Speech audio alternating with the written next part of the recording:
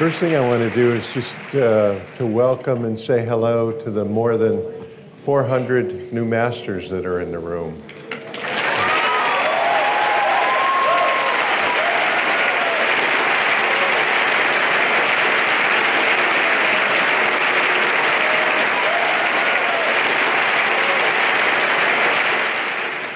Thank you for making some time for me. Now, as promised, I'm going to talk about consciousness and source viewpoint. In nature, tigers, lions, wolves are suited by their claws and their teeth and their strength to occupy the highest position on the food chain. And our hairless ape ancestors were hardly more than an item on the menu. And if you were an observer from another planet, who would you bet on to survive? I mean, the man creature can run fast, but not as fast as a lion or a tiger. And man has an opposable thumb, which he can use to pick up a stick, but a stick isn't much good against sharp claws or a pack of wolves. So as an outside observer, you probably wouldn't pick the man creature as the animal that would survive and that could survive climate change, fierce predators, and end up at the top of the food chain. But you see, the man creature has something stirring within him, an inner power that mimics, stores, and sorts, and then resorts successive impressions of existence. That's the beginning of human consciousness. And in its most basic configuration, consciousness is a simulation laboratory that imitates reality. And it is able to imagine things that don't exist in order to perform some function that it desires to perform. And if that function that it desires to perform is to justify its own actions, ego is born. And watch out. A lot of us have some pretty complex simulations running. Now, the same consciousness that can figure out how to tame beasts and create the wonders of the world can also create weapons of mass destruction. The darker aspects of consciousness have led the world into war more than once and have sanctioned genocide and have supported national policies that could end up killing us all. So the ultimate challenge for the man creature, us, you and me, is to learn how to become wise enough, fast enough, that we can compassionately employ consciousness that we have developed. And if we don't learn to compassionately employ it, the future is bleak. As the cartoon character Pogo once said, we have met the enemy and he is us. 1986, I developed Avatar as a set of experiential exercises that would let a person explore how their consciousness worked. And my intention was to coax a person to really look at consciousness without telling them what they should or shouldn't find. And really looking, as it turned out, was not as simple as it sounded. Consciousness is a non-physical singularity that records successive impressions of the external world along with successive impressions of its own activities. And it then sorts and categorizes these internal and external impressions according to their similarity and differences. But when you focus consciousness on itself, you start a resorting and recategorizing process. And this loop creates additional content from what is already stored. This is the process called thinking. And the only way that you can look at consciousness without it automatically cycling into resorts and recategorizations is to do it from a place outside of consciousness. You have to be out of your mind to stop thinking.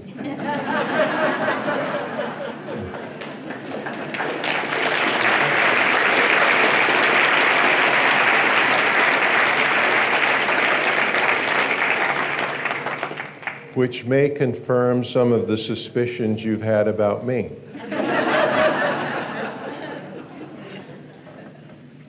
If you think of your mind as containing a lot of data storage rooms, for example, one door is labeled elephant. Now, the label elephant is a concept, and when you open the door to the elephant room, you encounter the specific impressions you have of elephants. And there's also a door labeled with the concept consciousness, behind which you would expect to encounter the specific impressions you have of consciousness. There's a funny thing. The problem is that when you open this door labeled consciousness, it opens into a space where you are looking at a door labeled consciousness. Exploring consciousness with consciousness is surreal. It's also a dead end. Fortunately, there is a subtler quality of life that we call undefinable awareness. And it can watch consciousness without automatically creating more consciousness. And I stress automatically because undefinable awareness can create consciousness, but it does so deliberately, and it's not compelled to. Some people call undefinable awareness spirit. In Avatar, we typically refer to an individual share of undefinable awareness as source viewpoint or source beingness. And there are at least two types of viewpoints. First, there's the viewpoint that comes with all of its baggage, definitions, conclusions, assumptions, judgments, expectations, memories, stories. And then there's a viewpoint that doesn't come with any baggage. And both of these viewpoints think of themselves as I and are addressed as you, but they're not the same. The viewpoint without the baggage is the one that we're most interested in. It is sufficiently disengaged from consciousness that it can watch without automatically starting a resort and a recategorization. Now, one of the first insights that almost anyone practicing meditation has is that there is a quiet viewpoint that can watch consciousness, a witness viewpoint. And the longer that you watch from this witness viewpoint, the more established you become in it. And this is spiritual awakening.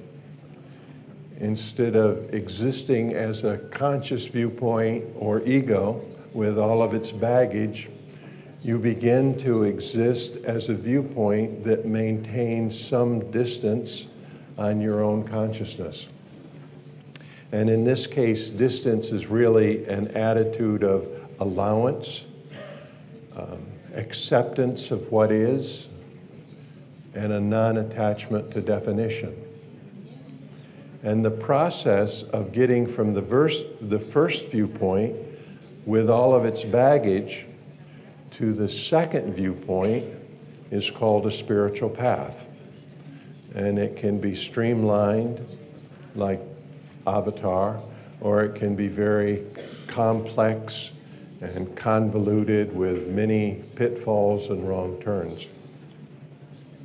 Now, in the early 20th century, physics became a much more interesting subject with the introduction of quantum theory. And quantum theory, in my opinion, is the tip-over point between the study of matter as composed of energy and the study of matter as composed of consciousness.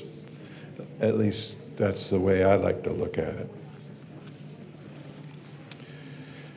To the traditional physicist, the most bizarre premise of quantum theory is that the very act of watching changes what is being observed. Now, the premise was experimentally demonstrated in 1998 at the Weizmann Institute in Israel, and these additional phenomena were noted. To effect a change, the watching has to be done by a live person. Otherwise, a mechanical device measuring doesn't create any change. And also, the more watching by a live person, in terms of concentration and duration, the greater the change produced. And at first I thought, wow, science, that's incredible. Then I remembered we used to vaporize little whiffs of clouds. Some people call it cloud busting. You pick out a little piece of cloud and you make it disappear. Probably it's changing the temperature of the water by your concentrated awareness. And also, have you ever felt when someone was looking at you? Actual observation, looking at someone, can actually create a very slight temperature rise. So the Avatar materials really began to unfold with this question: can the watcher viewpoint do anything other than watch? And of course, as soon as I stopped watching and started resorting and recategorizing my experiences with this question, I was swept back into thinking. But the answer was yes.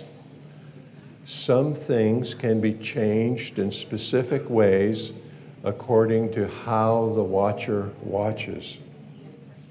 The serious drill is an example. Now, the watcher also has the power to decide. So I decided, as long as I was meditating to feel good anyway, I decided to be happy.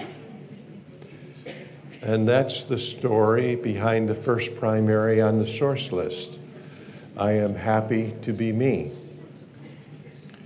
And watching my mind react to that decision, I am happy to be me, is of course where the concept of secondaries developed.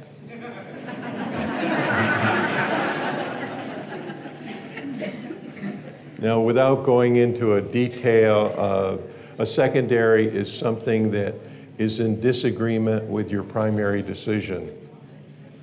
And so when you decide, I am happy to be me, consciousness parades past you all the definitions, conclusions, assumptions, judgment, memories, expectations, stories, so on, that disagree with your statement. Now, this happens because the nature of consciousness, when it is directed at itself, is to go into a reshuffle of sorting and categorizing. And in this case, my mind was trying to validate the statement, I am happy to be me. But there is a difference between a statement and a decision. I am happy to be me begins as a statement, but the goal is for it to become a decision. And the way you do that is just abide in this watcher, witness, source viewpoint, whatever you want to call it, and watch the secondaries as they appear and vaporize them. And again, we're essentially changing something by how we look at it. Dramatizing the secondary opens up a distance between the watcher, witness, source viewpoint and your stream of consciousness. And finally, the only thought in consciousness is, I am happy to be me. No disagreements. And guess what? At that point, the statement has turned into a decision, and it is exactly what you experience.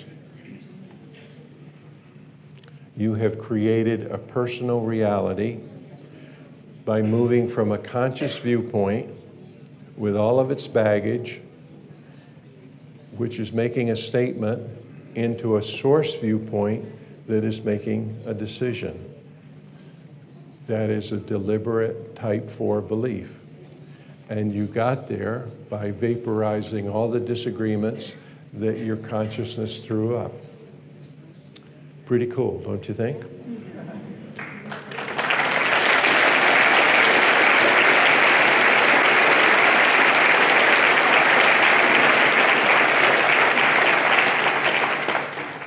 Every primary is a spiritual journey. So there is some more background on the source list and source viewpoint. If you look at the other primaries on the source list, you will notice that they are all statements which, when turned into decisions, will strengthen the power of source viewpoint to stay awake and decide. The source viewpoint is a non-physical presence, or beingness, which is independent of time, location, independent of motion, and it's sufficiently disengaged from your own consciousness that you can even watch emotion without becoming agitated. It is the real you. It's not a stripped down mental copy of what you thought someone else was like. That is an identity. And identities, no matter how much time and effort you put in on them, never evolve into spirits. A spirit or source viewpoint occupies a here that is really outside of everything. It's true that it can choose to identify with any creation or any identity, any expression of consciousness, but ultimately with the realization, this is not I, the identification will be revealed as nothing more than a decision. So what is source being source of? Only this, your deliberate decisions. And honestly, for most of us, not every decision we make is deliberate. So not everything in the mind is created from a source viewpoint. There are a lot of impressions flowing in from the world, other people's beliefs, thoughts, imaginings, more thoughts, communications, little trophies of flattery, and scars of insults. The mind is a busy place. And it's only during those moments when you operate from a source viewpoint that you can say that you're living deliberately. And in those moments, you shape your life. When source viewpoint is not awake, consciousness will either behave in habitual ways or in response to outside influences. And the outside influence may be good or bad, for your benefit or for your ruin. Traffic lights are outside influences that are for your benefit. Barbara?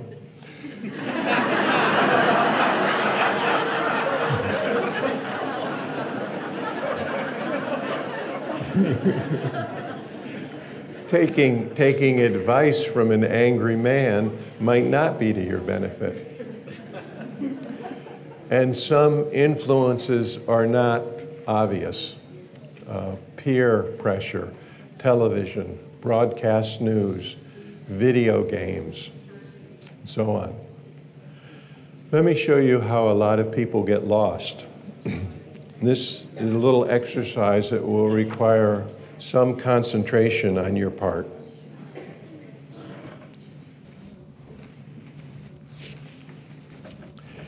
Look in your mind about a foot behind your head and find a blue donut-like shape. Now, it may be vague at first. It's about a foot behind your head in mental space. There is a blue donut shape. Okay, some of you found it already. Good. Let me help the rest of you. Look about eye level in your mental space, about a foot back for a blue donut shape.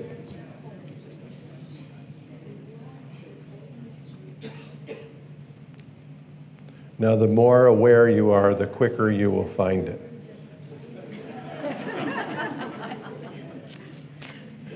How many of you have found it?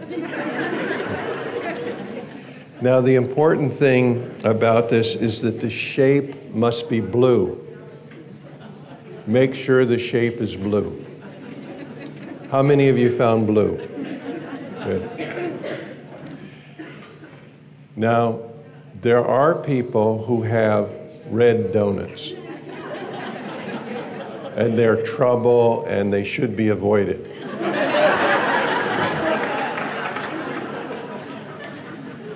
Now, if your donut is blue, you'll be okay. And if you found it's red, you need to turn it to blue. And by the way, if you're interested, we're starting a course tomorrow on how to turn your donut blue.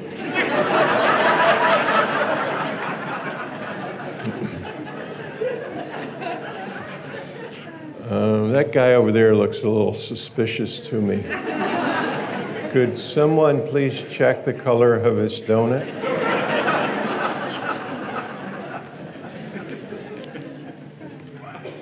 Of course, this is just for fun. And I influenced your mind to imagine a blue donut. Yes, I did that. And the more attention that you put on it, the more real it will become. And over time, it could become so real that you would actually go to war with guys who were influenced into imagining a red donut. I mean, as far as I know, human beings are the only species that will kill each other over something that someone else influenced them to imagine. It can be a dangerous world, friends. When Buddha was instructing his followers in the right use of language, the right use of speech, he was addressing them as source beings, not as bodies or identities. In his parable of the saw, he described 5 right uses of speech and 5 wrong uses of speech. The 5 right uses are to speak at the right time, to speak truly, to speak without complaint, to say something that is profitable to the listener and to use kind words. And the wrong use of speech are to speak at the wrong time, to speak falsely, to complain, to say something that wastes the listener's time, or to speak critically. Now, Buddha taught that this choice of how to speak could always be self-controlled by the disciple, deliberate, not as a response to the world. And to emphasize this fact, he told them that if robbers used a two-handed saw to cut off both their arms and their legs, they should not take offense or violate the rules of right speech. Now, if you're identified with a body, in the course of having your limbs sawn off, you might slip in a complaint or a harsh word. I think I might.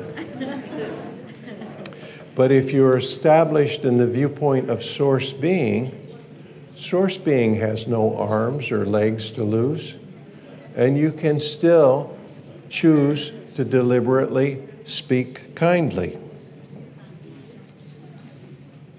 to the bastards who are sawing your limbs off.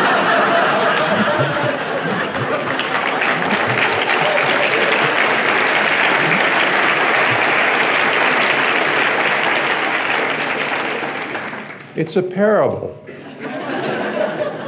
a story used to illustrate a spiritual lesson.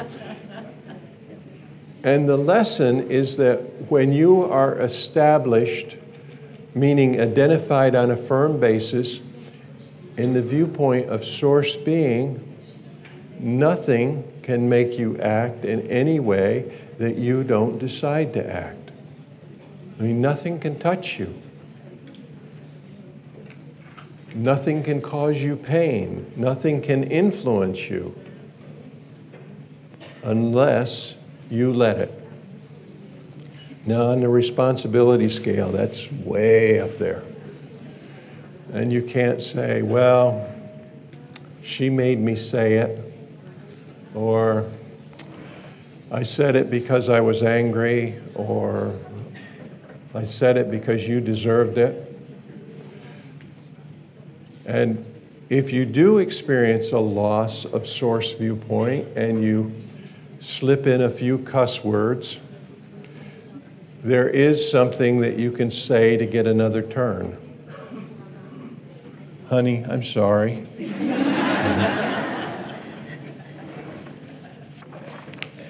You maintain control of your life by taking responsibility for anything that shows up in your consciousness. And it doesn't matter how it shows up in your consciousness. It doesn't matter if it's because of fate or karma or bad choices or injustice. I mean, you remain in that place where you can speak kindly even if someone is sawing off your arms. And you see, Avatar is not just about making you stronger. It's about reminding you that you are omnipotent sources. And instead of being subject to judgments and fears, limitations, or the inevitable suffering that befalls all creatures, a Source Being can willingly experience anything and recover control of life. And now before you run off screaming, I can do anything, nothing can touch me. Let me emphasize that I've been talking about a personal relationship that you are creating with your own consciousness. And there is still a bigger picture, and it would be foolish for you not to consider it. Source viewpoint is the last frontier of individualized experience. Go beyond it, and you will realize that everything that happens Every blow that is struck, every blow that is received are really the same blow. This is a broader awareness.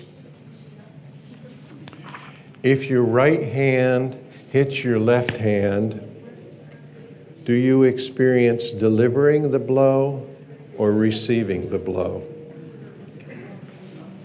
Both, right? What you do to your idea of me happens to your idea of you. And what I do to my idea of you happens to my idea of me. And I'm not talking about abstract moral principles. I'm talking about a closed system. If I intend evil, evil befalls me. Now, this isn't the kind of karma where I hit you and then later someone hits me. I'm talking about an impersonal energy that is the essence of us both and that is as far beyond source beingness as source beingness is beyond consciousness. So it's better to create toward others something you would enjoy if you were in their shoes. Because you are.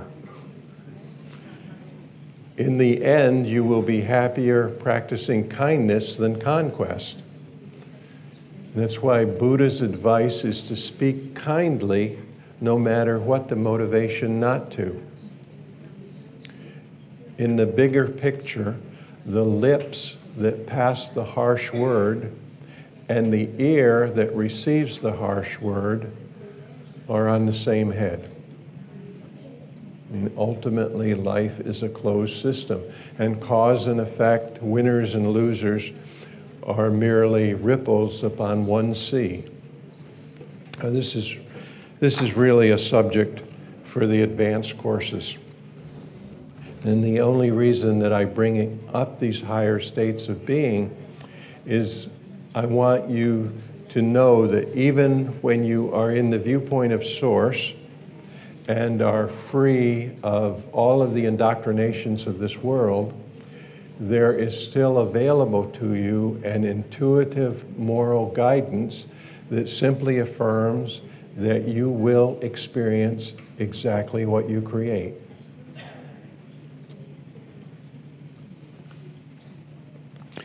The solution to the problems that the world is facing today will begin with a change in consciousness. You can do that. Teaching people to live deliberately, if only for a critical single moment in their lives, is the game that we're involved in. Thank you for playing this game with me. Thank you for the time.